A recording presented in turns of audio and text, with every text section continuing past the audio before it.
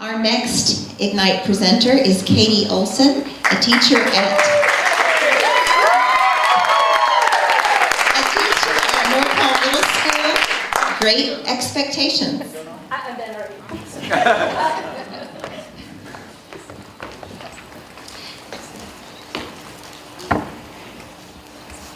Hello everyone, my name is Katie Olson. I'm a new Trojan at North Hall Middle. This will be my first year at the middle school after 10 years in elementary, 9 of which were at Lyman Hall and 1 at Jones. Today I'm going to talk to you about Great Expectations. Great Expectations was the 13th novel written by Charles Dickens in 1861. I'm just kidding. That's not what I mean by Great Expectations. I had to Google that much. I'm a math person. But I'm not going to show you a bunch of charts, graphs, or statistics either. I see the panic on some faces out there. Trust me, no mental math will be involved. The best speakers tell stories, so that's what I'm going to do today. But before we begin, let's get this out of the way. Wise man once told me, if you want to be good in front of large crowds, you have to practice. So when your leadership gives you the opportunity to speak in front of your colleagues, take it. It will only make you better. So, if you hear a quiver in my voice or notice my face getting super red, you do not need to call 911. I'm not having a stroke. These are simply physiological symptoms of me overcoming my fears. I'll begin in about 4 minutes. On with the story. This is a story about perspective and reflection. Each person will get something a little bit different from this story. So as you hear this, I need you to keep an open mind and think about the students and staff in your buildings. I grew up in a middle-class family in a small town in Michigan. Both of my parents worked, so we stayed home by ourselves until they returned. Sometimes I wonder how we survived some of those fights we had, but we did. My sister's 2.5 years older, my brother's 16 months younger, which means I'm a middle child. Raise your hand if you're a middle child. Okay, so you feel my pain. If you're not, I'm sorry. 5 minutes is not enough time for me to explain it to you. So we'll just have to move on. My sister Heather struggled academically. She mostly received C's, which my parents seemed thrilled with. I once asked my mom why they were so excited by her C's and upset by my occasional B. She said, "We're just trying to get her through graduation, Katie." Then there's me.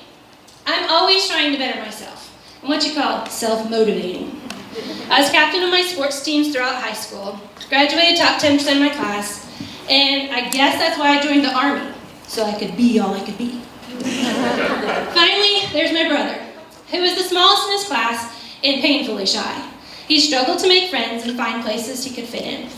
My parents encouraged him to try new things, which he did, but when something became too difficult, it was okay for him to quit. So what does this matter? How does this story about my family reflect what we're doing here today? Well, let's take a look at where my family is now. My sister Heather has been married twice, divorced twice. She never went to college or any vocational school. She's bounced around from one minimum wage job to the next. Currently, she's unemployed. Heather could represent our students that struggle, the ones that just don't get it. The ones that need way more than what we can give them. Those students that were just trying to get through the year so that there's someone else's problem next year. I wonder where she could be today if my parents expected more from her. Then there's me. I'm standing here in front of you today, still trying to overcome fears, still trying to better myself, still trying to strengthen those weaknesses.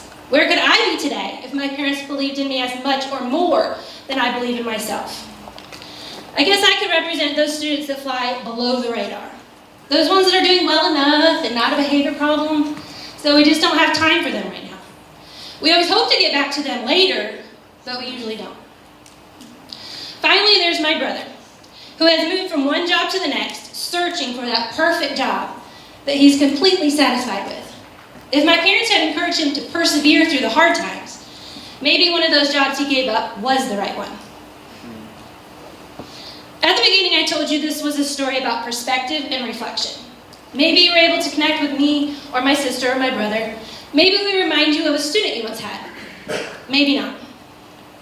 As the new year begins, I'm reminded of a quote by an innocent first grader. My teacher thought I was smarter than I was, so I was.